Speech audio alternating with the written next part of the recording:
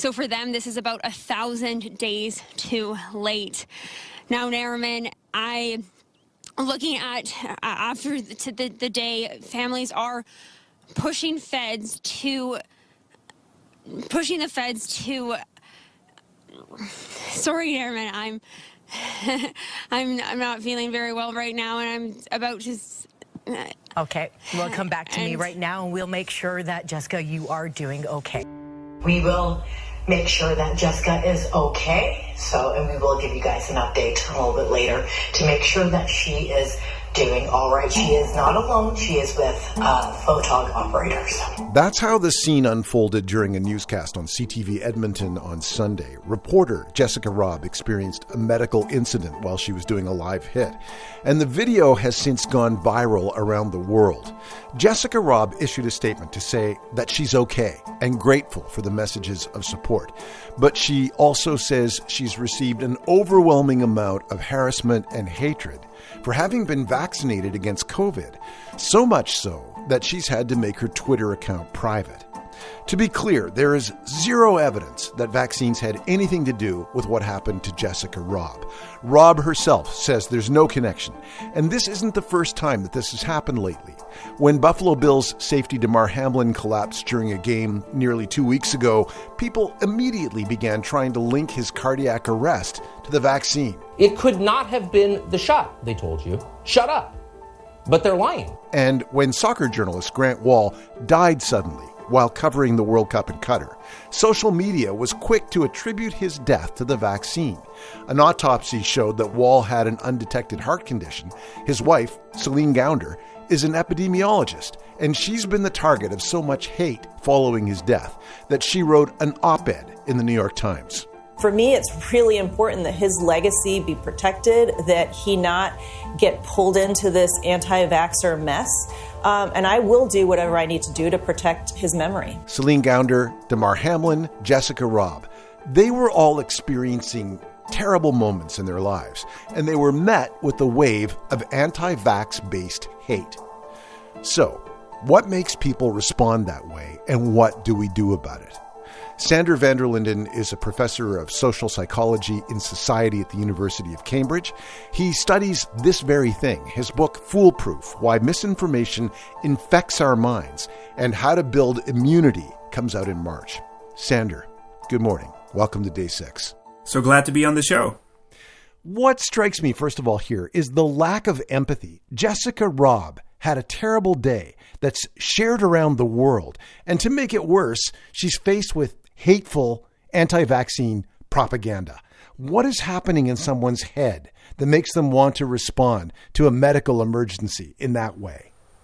Well, I think often what happens is that, people who endorse conspiratorial beliefs or who are part of an anti-vaccination movement, they feel marginalized. They feel people are not listening to them. They're angry. So they're obsessed with their own situation. And that makes it harder to see what other people are experiencing. And so basically, whenever there's anti-vaccination sentiment and an opportunity presents itself for people to latch onto that, then, that's going to be the narrative, regardless of other people's feelings. And of course, it doesn't help that a lot of this plays out on social media. Some research that we've done with millions of data points on Facebook and Twitter shows that what gets engagement on social media tends to be the stuff that causes outrage and that dunks on the other side.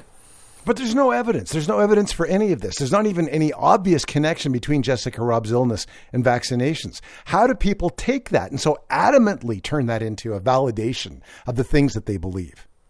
Often when you point out these sort of local inconsistencies, people tend to justify it with what we call higher order coherence. So as long as it fits with a larger worldview, whether it's anti-government or, anti-big pharma or COVID-19 policies, or, sometimes it can be part of other religious, social, spiritual, or political beliefs that people have. And so as long as it satisfies that need, it doesn't really matter what the exact details are. People will just use that as a way to advance a larger worldview that they might have. But are you saying that there's trauma in these people's lives, that something is happening that has made them susceptible to misinformation and to kind of brutally forwarding it through other media channels? Well, I guess trauma is a big word. You know, I don't have a kind of a clinical overview of what's going on with these individuals, but I think generally it is the case that they feel that they've been wronged by the system, that people are out to get them, that they're being told what to do, that their freedom is being restricted, that they don't have voice, they feel marginalized, they're angry, and they want to take that out on someone. And so that's often the result. And of course, if you add to that most social media isn't really a place to express nuance and reasoned reflection, that only adds fuel to the fire. But when someone you love becomes indoctrinated, or somebody in your life becomes indoctrinated in a way so that they become one of the people who believe the conspiracy theories, it can be an extremely disruptive thing to one's personal life and to the relationships within a family, for example. Are there warning signs that we should be aware of? Are there things that might stop people from going down that road towards these belief systems? Yeah, so conspiracy theories are kind of, you can think of them as a multi-level marketing scheme, you know? So once you become involved in them, they start offering other narratives, you know, within the conspiracy. And the conspiracy tends to get bigger. You know, you might start off with some reasonable idea that it's, you know, there are some people pulling strings behind the scenes, and then all of a sudden you're in a new world order. There's lizard politicians, global warming isn't real, COVID is a hoax, and so all of these beliefs tend to be linked to each other in some way, because that's often how these worldviews are constructed. And so once people are exposed to one, the probability that they'll endorse other conspiratorial narrative goes up exponentially. So we know that from research, and so it is important to try to see what the predictors or the risk factors are for believing in conspiracy theories. And some of them include, you know, people spending a lot of time and getting most of their news from social media, people being politically extreme, people who, what we call, have a more intuitive rather than analytical or reflective style, so people who tend to, you know, go with their gut, people who feel marginalized subjectively, people who spend most of their time in what are called alt-tech or alt-right social media platforms now, where, you know, they're kind of pretending to be the last resort of free speech and not moderating content. So that's where a lot of conspiracy theories run wild at the moment. But also, you know, also other factors. You know, people who are slightly less educated or you know, don't have the same numeracy or science literacy skills tend to be more susceptible to conspiracy theories. People who are slightly more neurotic and paranoid. That's also linked to conspiratorial ideation. And so, yeah, so there are all of these factors that when you combine them, that makes for a potentially susceptible individual. And one gateway, and this is relevant to vaccination, is pseudoscience, alternative medicine. So people who spend a lot of time on Facebook groups and other places on the internet where they learn about, you know, natural remedies and fake cures and manifesting and all this sort of pseudoscientific stuff, that's often a gateway to conspiracy theories about health, and then, you know, it grows from there. There's a saying, you cannot reason someone out of a position that they haven't been reasoned into. So once someone is a follower of misinformation, is there any way to combat it? What do you do to counter it?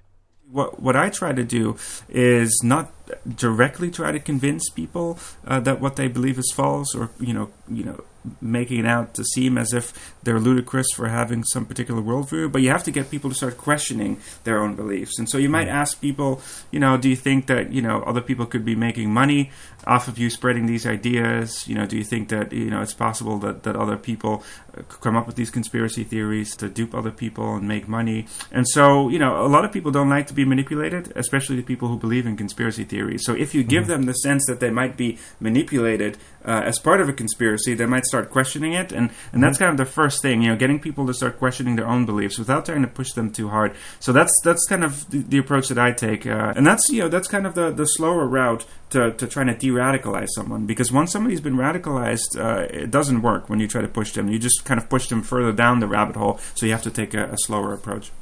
Do you despair about where we are now, given the state of social media and the level of discourse there? I mean, I do think it's worrisome.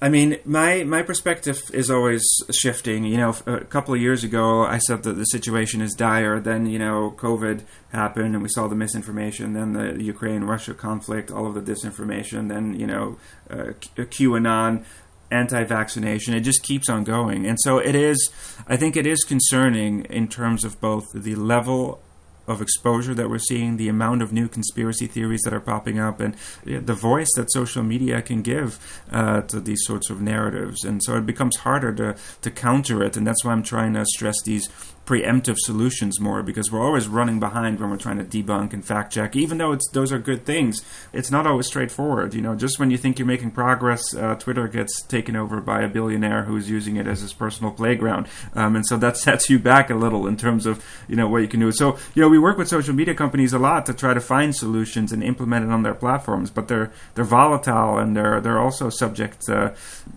change, and their willingness to implement policies that radically go against our bottom line is just often not what they end up doing. So that that makes me a bit pessimistic. But at the end of the day, I'm an optimist, Brent. I'm not sure about you, but I'm hopeful we can get there. That makes me feel better. Thank you very much for talking to us, Sander.